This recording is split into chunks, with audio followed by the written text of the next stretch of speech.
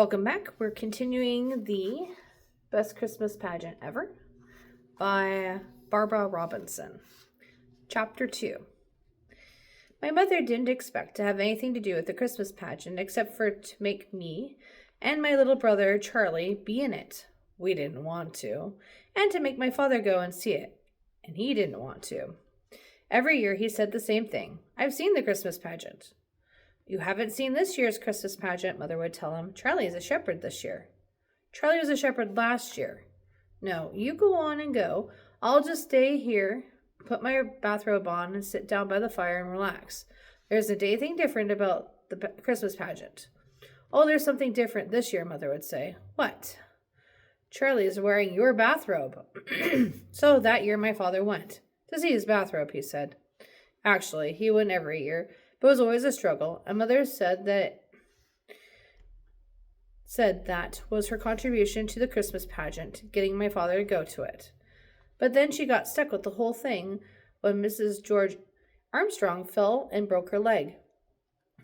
We knew about this as soon as it happened, because Mrs. Armstrong only lived a block and a half away. We heard the sirens and saw the ambulance and watched the policeman carry her out of the house on a stretcher.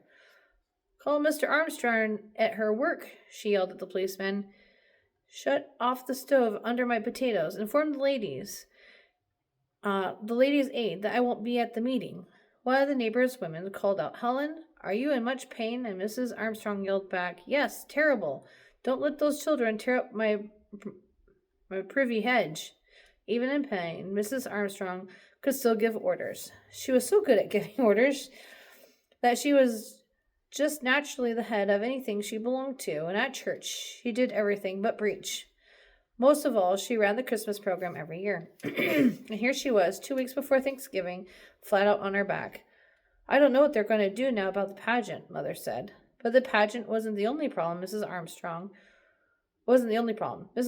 was also the chairman of the Ladies' Aid Bazaar and the coordinator of the Women's Society potluck supper, and there was a whole lot of telephoning going back and forth to see who would take over these jobs.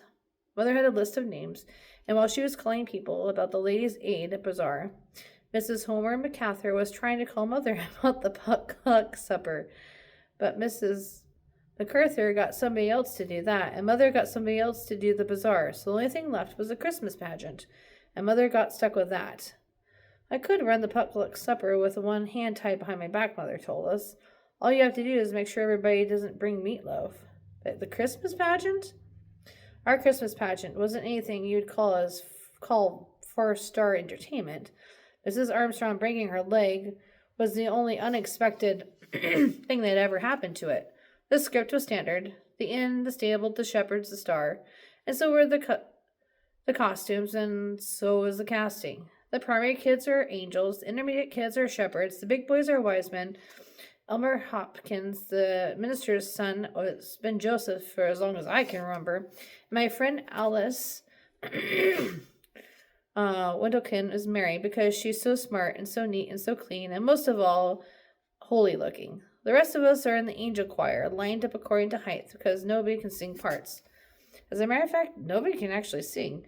We're strictly in no talent outfit except for a girl named Alberta Bottles who whistles. Last year, Alberta whistled What Child Is This? For a change of pace, but nobody liked it.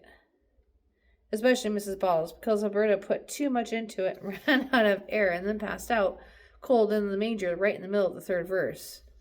Aside from that, though, it was always the Christmas story. Just the Christmas story, year after year, with people shuffling around in bathrobes and bed sheets and sharp wings. Well, my father said, once my mother got put in charge of it, this is your big chance. Why don't you just cancel the pageant and show movies? Movies of what, Mother said. I don't know. Fred Scamper has 5 big reels on the Yellowstone National Park. What does Yellowstone National Park have to do with Christmas, Mother asked. I know a good movie, Charlie said.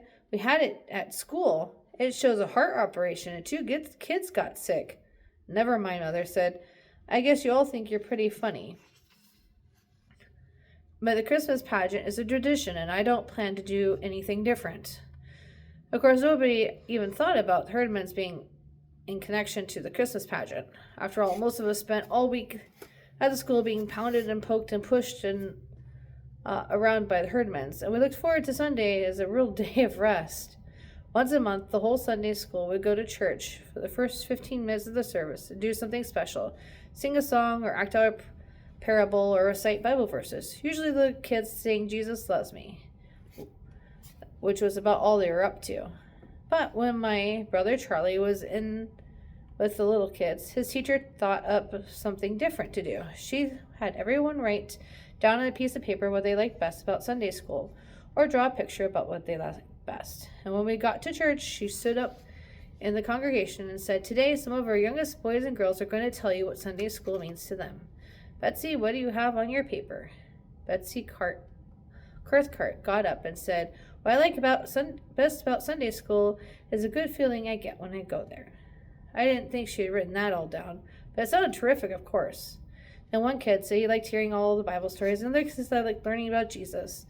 8 or 9 little kids stood up and said what they had liked, and it was always something good about God or Jesus or cheerful friends or the nice teacher. Finally, the teacher said, "I think we have time for one more. Charlie, would you like to tell us what you like best about Sunday school?" My little brother Charlie stood up. He didn't even have to look at his piece of paper. "What I like best about Sunday school," he said, "is there aren't any herdmans here." Well, the teacher should have stuck with Jesus Loves Me, because everyone forgot all the nice churchy things the other kids had said and just remembered what Charlie said about the herdmans. When we went to go pick him up after church, his teacher told him, "I'm sure there are many things that Charlie likes about Sunday school. Maybe he will tell you what some of them are." She smiled at all of us, but you could tell that she was actually mad. On the way home, I asked Charlie, "What were some of the things you liked? What were the other things you liked that she was talking about?" He shrugged. "Oh, I like the other stuff too. But she said to write down what we like best, and what I like best is no herdmans." That wasn't a very Christian sentiment, my father said. "Maybe not, but it's a very peaceful one," my mother said to him. Last year, Charlie spent the whole second grade being black and blue because he had to sit next to Leroy Herdman. At the end of it, it was Charlie's fault that the Herdmans showed up at church. For 3 days in a row, Henry Herdman stole the dessert from Charlie's lunchbox, and finally Charlie just gave up trying to do anything about it. "Oh, go on and take it," he said. "I don't care. I get all the dessert I want in Sunday school." Leroy wanted to know more about that. "What kind of dessert?" he said. "Oh, chocolate cake," Charlie told him. "And candy bars and cookies and Kool-Aid. We get refreshments all the time, all we want." "You're a liar," Leroy said. And Leroy was right. We got jelly beans on Easter and punch and cookies on Children's Day, and that was about it. Oops. "I'll eat ice cream too," Charlie went on, "and donuts and popcorn balls." "Who gives this to you?" Leroy wanted to know. "Oh, the minister," Charlie said. He didn't know anyone else to say. And of course, that was the wrong thing to tell the Hermans if you wanted them to stay away. And sure enough, the very next Sunday they were there, slouched into Sunday school, eyes peeled for refreshments. "Where you get the cake?" Ralph asked the Sunday school superintendent. And Mr. Grady said, "Well, son, I don't know anything about any cake, but they're offering the food package. They're collecting the food packages out in the kitchen." What he meant was the canned stuff that we brought in every year as a Thanksgiving present for the orphans' home. It was just our bad luck the Herdmans picked that Sunday to come, because they saw all the cans of spaghetti and beans and great drink and peanut butter, and they figured there might actually be some truth to what Charlie said about refreshments. So they stayed. They didn't sing any hymns or say any prayers, but they did make a little money, because I saw Imogene snake a handful of coins out of the collection basket when I went past her. At the end of the morning, Mr. Grady came to every class and made an announcement. "We're going to start rehearsals soon for a Christmas pageant," he said, "and the rest of the week after the service, next week after the service, we'll all gather in the back of the church to decide who will play the main roles. But of course, we want every boy and girl in Sunday school to take part in the pageant, so make sure your parents know that you'll be staying a little later next Sunday." Mr. Grady made the same speech every year, so he didn't get any wild applause. Besides, as I said, we all knew what part we were going to play anyway. Alice Watkins must have been a little worried, though, because she turned around to me with a sickly smile on her face and said, "I hope you're going to be in the angel choir again. You're so good in the angel choir."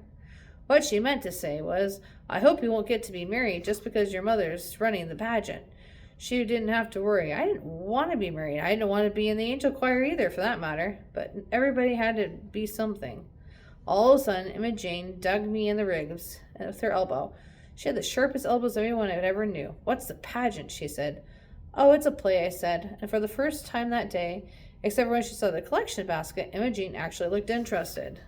All the Hermans were big moviegoers, even though they never paid their own way. One or two of them would start a fight at the box office of the theater while the others slept in. They'd get their popcorn the same way, and then they'd spread out all over the place so the manager could never find them all at once before the picture was over. What's the play about? Imogene asked. It's about Jesus, I said. Everything here is, she muttered, and I figured Imogene didn't care much about the Christmas pageant, but I was wrong. End of chapter 2.